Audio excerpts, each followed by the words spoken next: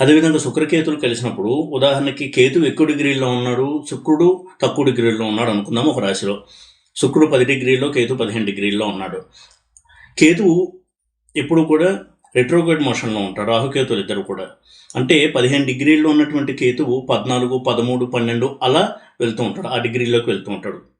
శుక్రుడు 10 తర్వాత 11, 12 ఇలా ప్రయాణిస్తూ ఉంటాడు. అంటే కేతువు శుక్రుడిని సమీపిస్తున్నాడు అని అర్థం. ఇటువంటి సందర్భంలో కేతు యొక్క ప్రభావం శుక్రుడి మీద తీవ్రంగా ఉంటుంది. అలా కాకుండా కేతు 10 డిగ్రీలో ఉండి శుక్రుడు 15 డిగ్రీలో ఉన్నాడు అంటే వారిద్దరూ కూడా ఇక రివర్స్ డైరెక్షన్లో వెళ్ళిపోతున్నారు.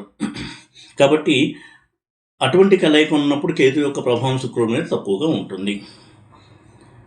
ఈ విధంగా మనం ప్రధానంగా అర్థం చేసుకోవాలి. అలాగే శుక్రుడు వక్రించినప్పుడు కేతువు వక్రగ్రహమే, శుక్రుడు వక్రగ్రహమే వక్రించిన స్థితిలో.